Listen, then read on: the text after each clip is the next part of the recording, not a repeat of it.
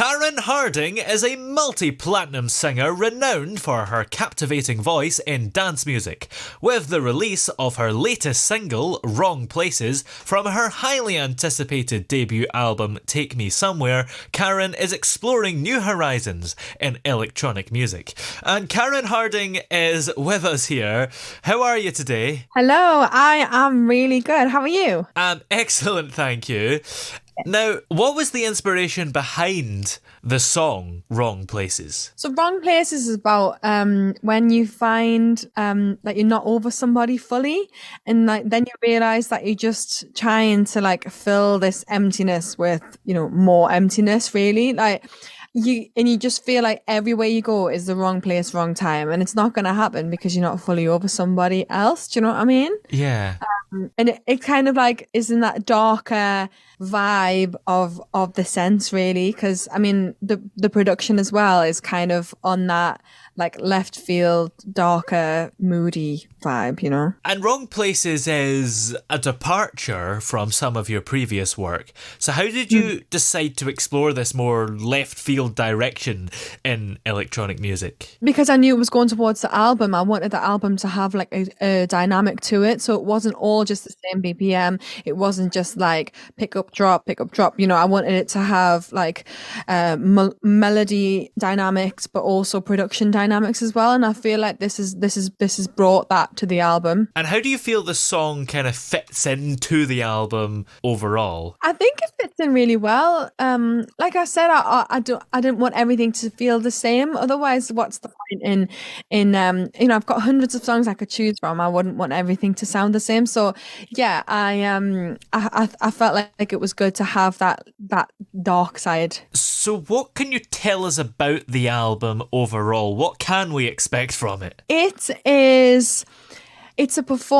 what I wanted to really achieve with this was an identity for Karen Harding myself, for people to understand where I was coming from, and also this identity of my voice. I've always been a singer. I love singing. I've been singing for a long time, and I really wanted people to hear that I love performing and that the vocal performances are what's really important to me. So the emotion comes through the tracks, and yeah, I hope hopefully the songs on there that can speak to people in different ways and they can relate to them. And we've got some tracks on the album with collaborations like Undo My Heart with Digital Farm Animals, Wings, I Won't Let You Down with Armand Van Helden, and Morning with Shift K. So what were some of the highlights and memorable moments from working with these artists? What's amazing is when you have a track and then someone else gets involved, like Digital Farm Animals or Shift K, and they totally make it into something else that it wasn't when you first sent it to them. And I think that's what's really cool, because they have a totally different idea of a song to what I have. So it's nice to send it to people and then get a really big shock at the end. Oh yeah, oh my God, that's exactly what I was looking for, but I didn't know it. Meanwhile, with Armand Van Helden, him and his team actually sent me the track without any other vocals on, and they were apart from the sample. And they were like, "Oh, do you want to have a go at this, Karen?" And I was like, "Hell yeah, I love Armand Van Helden, big fan." So yeah, I just jumped on it, gave it a go, and then they loved it. So and that was a different way of doing it. It's it was already finished and done. So it's just really nice to be able to work with people and get different inspirations from everywhere. You've also worked with Grammy winner Camille on this. So what was the creative process there? Camille actually wrote most of Wrong Places. It was actually her vocal and her demo that I got sent. And I was like, oh, this is intriguing. I really like this. I like this different approach to the vocal production as well. And I know Camille, I've worked with her before, but also her songs are incredible. And it just felt right to me. A lot of the songs I've written, are self-written, but it's nice to have other people's involvement and also where I don't have to write every single song. If a song's good and I like it, then I feel like I want to sing it,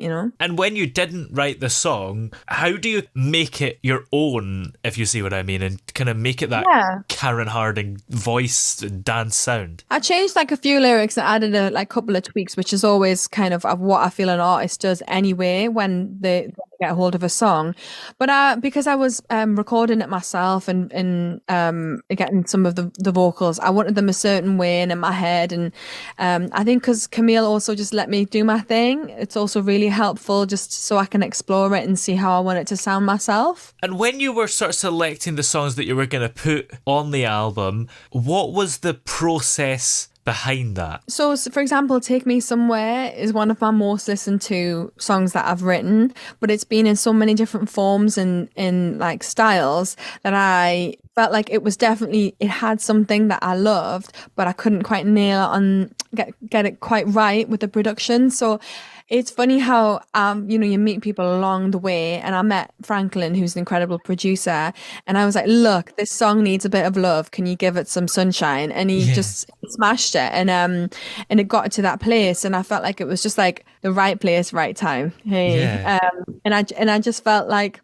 because I'd met him and we worked on stuff together. He worked on quite a lot of songs a lot of the songs on the album, and it just seemed to all fit. And I just picked songs that really spoke to me. Speaking of sunshine, there is a lot of kind of light and shade in the album as well. So how did you balance those elements within the music? I mean, I've always been, from starting off as a singer, I used to do like a lot of bar gigs. I used to be in a function band. And what's really important about those kind of gigs is the set, and how you structure a set and how you put a bit of light and shade and everything like that in it.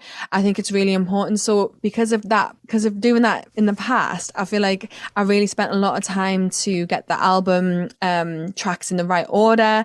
I also chose like what was going to feel right dynamically in terms of the speed and the tempo as well.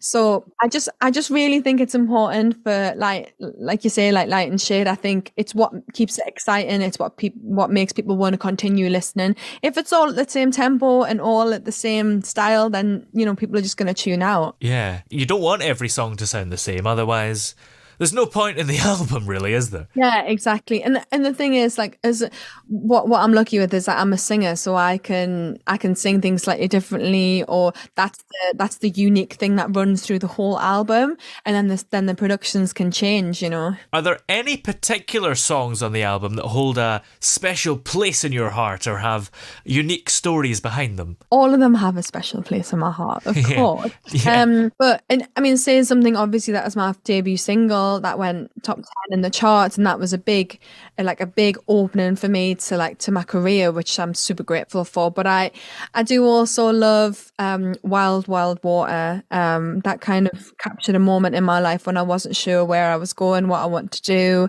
I wasn't sure if the decisions I was going to make would be right. And I think a lot of people live in that situation where you feel like you're comfortable where you are, but you feel like you're ready to take the next step and you're worried about where it could potentially take you. So this song is basically about that, and like taking a risk and just going with it, and then seeing where you're going to go. And no matter what anyone says, like, just do you kind of thing. So I feel like that Wild Wild Water is definitely quite, for me, it's like an emotional moment in the album, and I hope people can get that as well, can feel that too. And you mentioned Say Something there, which was of course your debut single, and this album comes 9 years after that. So how does it feel to have this album out after such a long journey? It feels good. I feel like this is a bucket list moment kind of thing. I sat down and had a little glass of champagne on Friday. I was like, yeah, we've done it. And we're all shouting happy release day, and I feel like it's definitely a momentous occasion.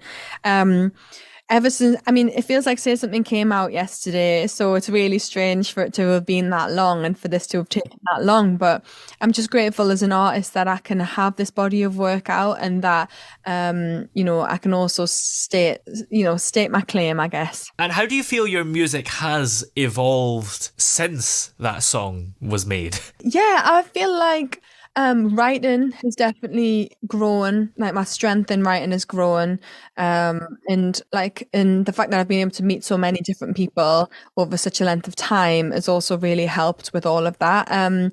The music, I feel like I'm still inspired by a lot of the same stuff I was at the beginning, and I don't know if that will ever change because obviously I love like a lot of new music and discovering new music, but I also like love what I love. Everybody does. So I think people can hear that in my music, and I hope to kind of keep that element, but also grow with the next steps as well of what's to come. And do you think the album itself portrays, if that's the right word, your musical evolution? Because it's got Say Something on it, but it's got newer songs as well. Yeah, 100%. I mean, like Take Me Somewhere was recorded in 2014, and like a few of the other ones have been recorded. Like Even Other Side of Love was probably about 2019 maybe. So like it definitely spans over that time, and I think like even when I listen to it now, it still speaks to me, and I hope that people can really get a grasp of like who I am. And the title track, of course, Take Me Somewhere, which you mentioned. What was the inspiration behind that, and why did you decide that that would be the title track? That was also another M&AK tune, and he actually invited me into the studio to go and record like it. He hadn't finished it all, so we finished it together. But yeah, he asked me to come down, and I was in love with the song purely because I love the lyrics. I love how sassy it is. I love the attitude in it. Yeah. And yeah, the reason we picked it, well, I say we because my manager was actually like, "Oh, why don't you use a song off the album?" Because I'm not very good at like making words up. I can write songs, but I can't like think of a title for my album, which is really weird. But yeah, he was like, "Why don't you pick a song?" And like, maybe Take Me Somewhere. And I was like, "Oh yeah, of course," because that makes sense. Like I want to take people somewhere when they listen to records. So yeah, it kind of came like that. And I love it. Like I love like even how it sounds when I say it. So it's funny. I was coming up with all sorts of arty farty stuff, and it just wasn't working. And this just felt really right. And where do you think you are taking people when they're listening to it? I think I'm taking like each song is, they're all about different things as well. And I just hope that people can like just relate to some part of it, whether that be one song, like whether it's Wide Awake or whether it's Lightweight for Your Love, which is a bit softer, or even like Back to You if you're going through a breakup or whatever. Like there's just all sorts of moments that I hope people can relate to. Now you are approaching 1 billion streams on your career.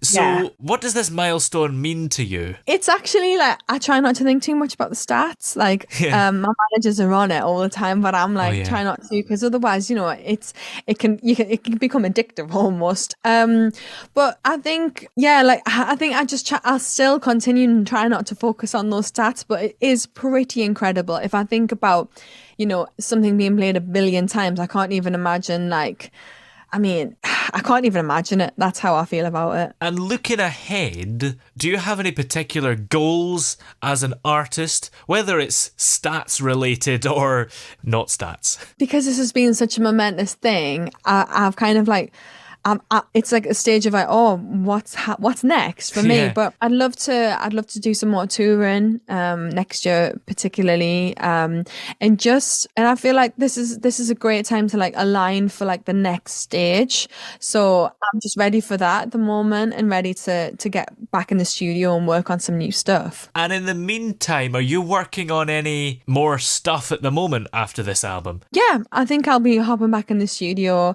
until the end of the year, and then we'll see what happens then. Exciting. Well, this album is of course called Take Me Somewhere, and the new song from it is Wrong Places. So where are we able to find the album to hear? It's available on all streaming and music buying platforms, and if you want to find out any gigs or anything, just follow me at Karen Harding on all the social media platforms, and it means you can keep up to date with everything that I'm doing. Excellent. Well, many thanks for talking to us. It's been great having you here. Thank you so much for having us on.